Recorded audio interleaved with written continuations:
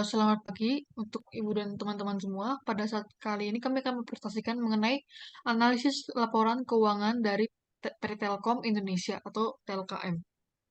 Eh, Kelompok kami beranggotakan Hani Saramani dengan NPM akhiran 022 dan saya Stefani Margaret Daule dengan NPM akhiran 041. Boleh selanjutnya.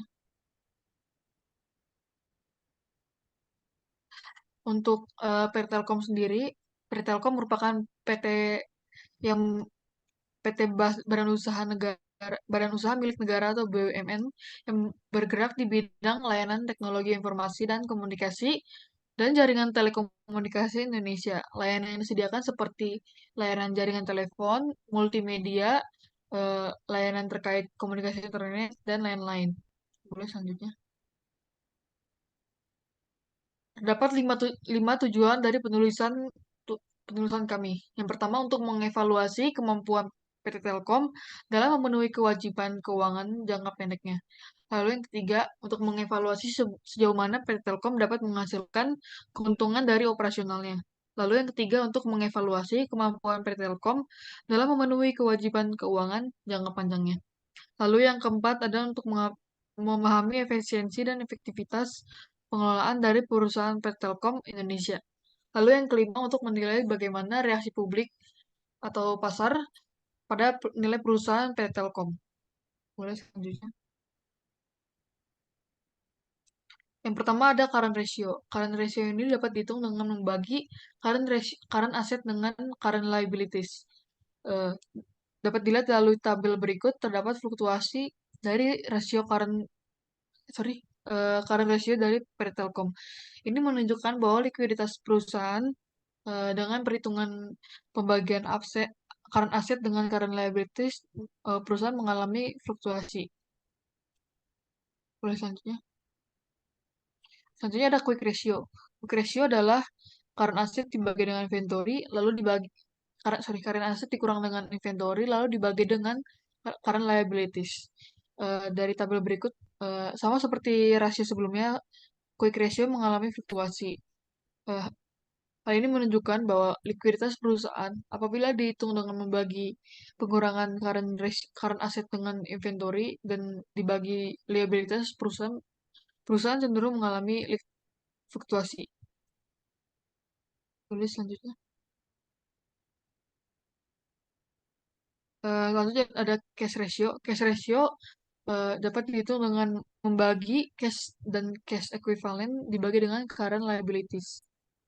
Dapat dilihat melalui tabel berikut bahwa terdapat fluktuasi dari cash ratio PT Telkom. Ini menunjukkan bahwa likuiditas perusahaan PT Telkom eh, apabila dihitung dengan kas perusahaan dibagi dengan liabilitas perusahaan juga mengalami fluktuasi.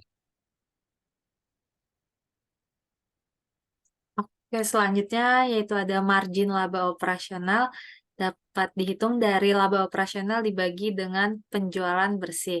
Dapat dilihat pada tabel di slide ini yaitu kenaikan rasio margin laba operasional dari PT Telkom pada tahun 2019 sampai 2021.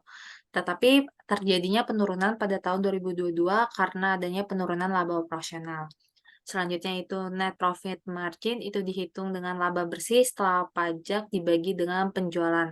Dapat dilihat di slide ini bahwa kenaikan dari rasio net profit margin PT Telkom pada tahun 2019 sampai 2021, tetapi terdapat penurunan pada tahun 2022 karena adanya penurunan laba bersih setelah pajak.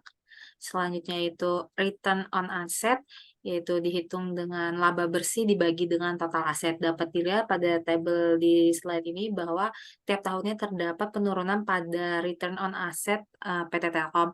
Hal ini menunjukkan terdapatnya penurunan PT Telkom dalam mengelola asetnya untuk menghasilkan laba. Selanjutnya yaitu return on equity itu dihitung dengan laba bersih setelah pajak dibagi dengan ekuitas pemegang saham. Nah, itu dapat dilihat dari tabel ini bahwa 3 tahun sebelumnya dari tahun 2019 hingga tahun 2021 mengalami kenaikan, tetapi terdapat penurunan pada tahun 2022. Hal ini menunjukkan bahwa pada tahun 2022 mengalami kemunduran pada pengelolaan modalnya untuk menghasilkan laba. Selanjutnya yaitu return on investment, itu dapat dilihat melalui tabel bahwa pada 3 tahun sebelumnya ada kenaikan ROE dari PT Telkom dan penurunan pada tahun 2022. Hal ini menunjukkan bahwa pada tahun 2022 PT Telkom mengalami kemunduran pada pengelolaan modalnya untuk menghasilkan laba. Selanjutnya.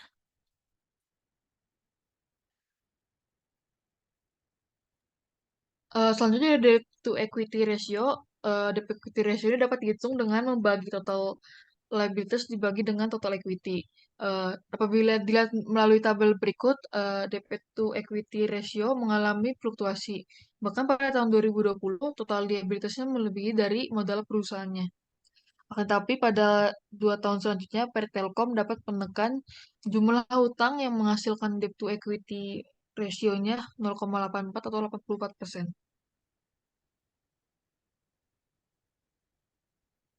Maksudnya ada debt to asset ratio. Debt to asset ratio dapat dihitung dengan membagi total liabilities dengan total aset. Dilihat dari tabel berikut bahwa debt to asset ratio PT Telkom mengalami fluktuasi pada tahun 2020. Debt to asset ratio sempat mengalami peningkatan, akan tetapi pada 2 tahun selanjutnya terdapat penurunan.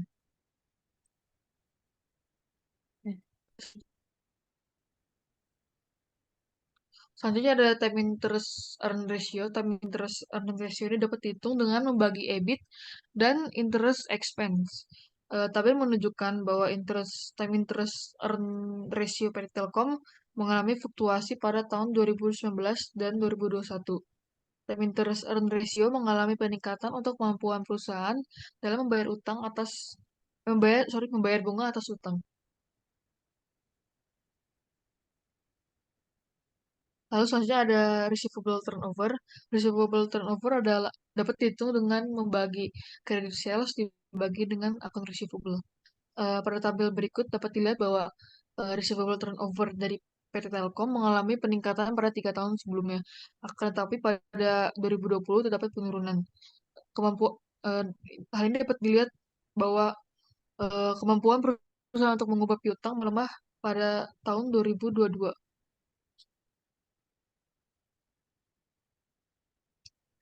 Lalu selanjutnya ada inventory turnover. Inventory turnover ini adalah dapat dihitung dengan membagi cost of goods sold dibagi dengan average inventory. Apabila dilihat dari tabel berikut, inventory turnover dari Telkom cenderung fluktuatif. Pada tahun 2019 dan 2021 terdapat peningkatan, kan tapi pada tahun 2020 dan 2022 terdapat penurunan.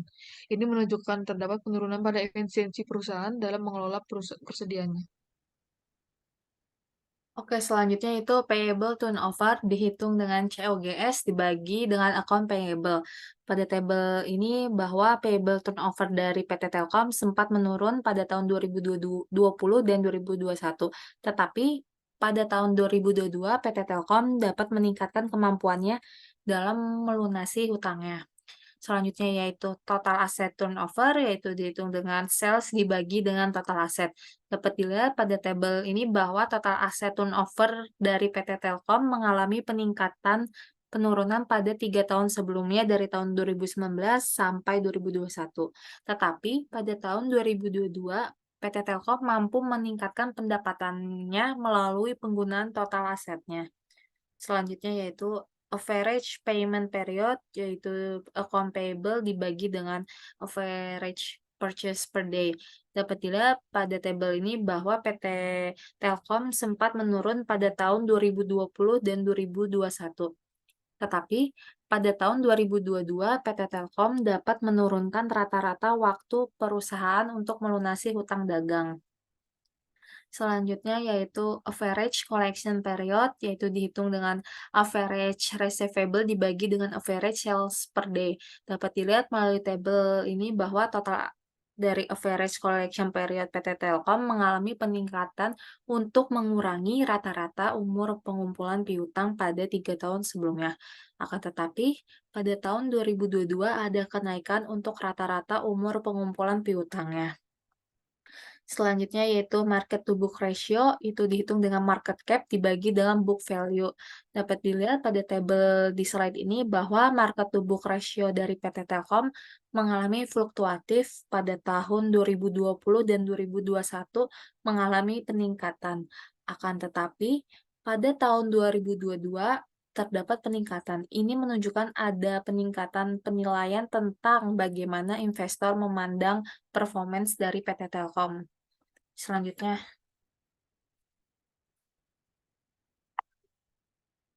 Selanjutnya ada price earning ratio. Price earning ratio ini dapat dihitung dengan membagi harga perusahaan dengan earning per share. Dapat dilihat melalui tabel berikut bahwa price earning ratio dari PT Telkom cenderung stagnan. Ini menunjukkan bahwa harga wajar dari saham PT Telkom tiap tahunnya tidak berubah atau cenderung tidak berubah. Boleh selanjutnya. Berikutnya ada dividen payout ratio. Dividen payout ratio ini adalah di total dividen bagi dengan laba bersih yang dihasilkan dikali dengan 100%. Melalui dari tabel berikut dapat dilihat bahwa dividen payout ratio per Telkom sempat menurun pada tahun 2020 dan meningkat kembali pada tahun 2021, tapi pada tahun 2022 Telkom kembali mengalami penurunan. Ini dapat dikatakan bahwa rasio pembayaran dividen per Telkom buruk karena prestasi laba yang digunakan untuk membayar dividen dividennya mengalami penurunan. Boleh selanjutnya. Berikut untuk time series dari perusahaan Telkom. Untuk untuk di rasio likuiditasnya eh, dari tiga rasio ini dapat dilihat bahwa hanya cash ratio saja yang overall eh, di kategori oke. Dan di lainnya di current ratio dan quick ratio cenderung di bad atau watch.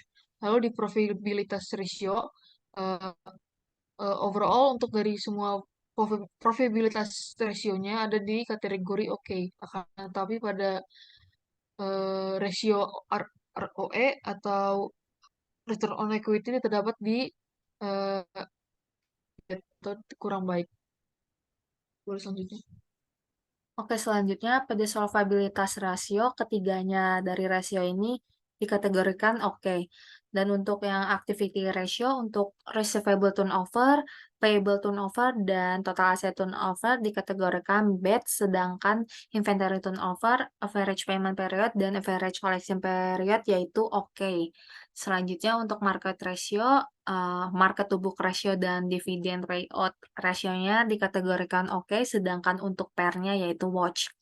Selanjutnya untuk kesimpulan dari setelah kita menganalisis laporan keuangan dari PT Telkom, yaitu diambil dari perhitungan yang telah dikerjakan bahwa rentang 2019 sampai 2022 mulai dari rasio likuiditas, rasio profitabilitas, rasio solvabilitas, rasio aktivitas, dan rasio pasar mengalami fluktuatif, yang di mana masih berada di bawah standar industri sehingga perputaran total aset dinilai kurang baik.